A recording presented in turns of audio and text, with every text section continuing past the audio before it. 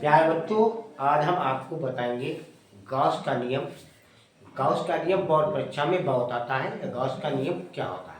तो गॉस एक वैज्ञानिक थे, इनका पूरा नाम था कार्ल फ्रेडरिक। इन्होंने 1835 में एक नियम दिया था।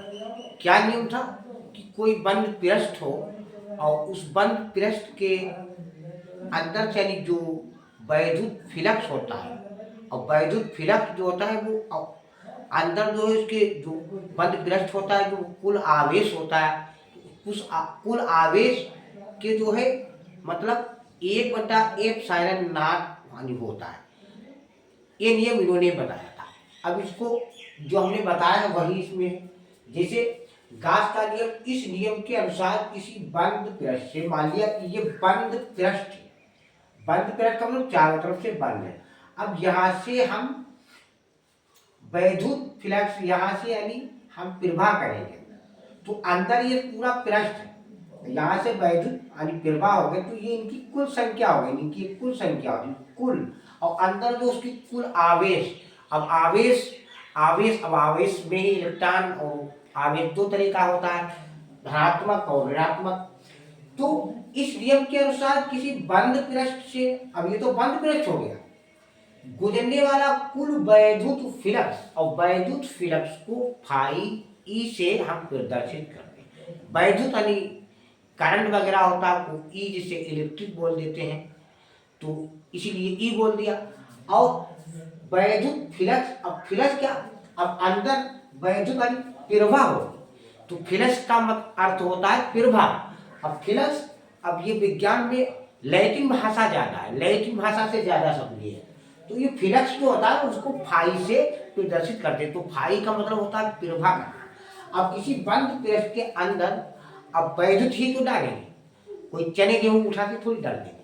तो ये जो वैद्युत फ्लक्स है, वैद्युत फ्लक्स का मतलब वैद्युत जो प्रवाह हो रही है उसके अंदर जा रही है। अब उसको हम ई से यानी फाई तो यानी फ्लक्स हो गया, फ्लक्स का मतलब प्रवाह, अंदर पहुंचना।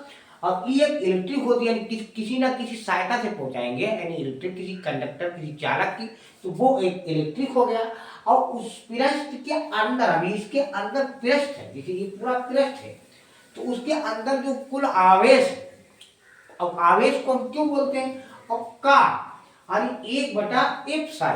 अब एप्सिलॉन, अब एप्सिलॉन नॉट 1/F। अब एप्सिलॉन क्या होता है, ये मतलब अंदर जो इसके वैद्युतशीलता होती है उसकी एक मात्रा को बताई, छोटी छोटी मात्रा को बताई। मान लीजिए 1 है या 0 है, इसलिए एप्सिलॉन बोला है।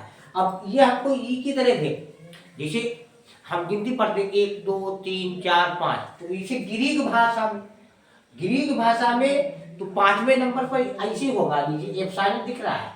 और हम इंग्लिश में भी ABCDE, तो ई जो होता है इंग्लिश में वर्णमाला में जो 5वां स्थान आता है, तो वो उसी तरह दिख रहा है, ई की तरह दिख रहा है। और नाट का मतलब, ये नाट है, अब नाट माने नहीं, अब नहीं का मतलब कुछ भी नहीं, और कुछ भी नहीं का मतलब जीरो।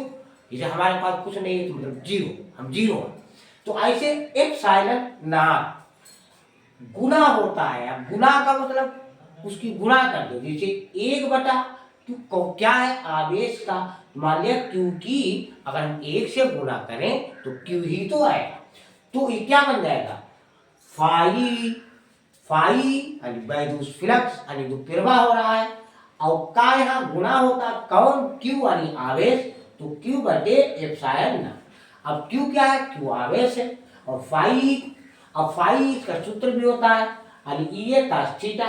मात्रा क्या होता है, मात्रा इसका होता है न्यूटन मीटर स्क्वायर, फिर कूलम, और इसका मात्रा होता है न्यूटन मीटर स्क्वायर फिर कूलम। अब हम आपको पढ़ के बता रहे हैं, जैसे हमने आपको समझाया वही इसको लिखा है।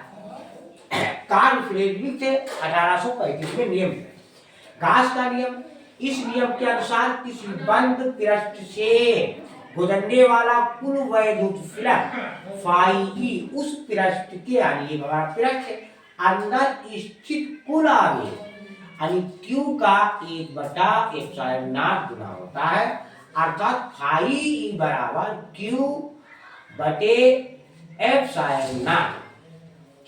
और क्यू हमने बता दिया आवेश है, और इसका मात्रक तो है इसका सूत्र होता है फाई ई बराबर ये cos थीटा और मात्रक होता है इसका न्यूटन मीटर स्क्वायर पृथ्वी।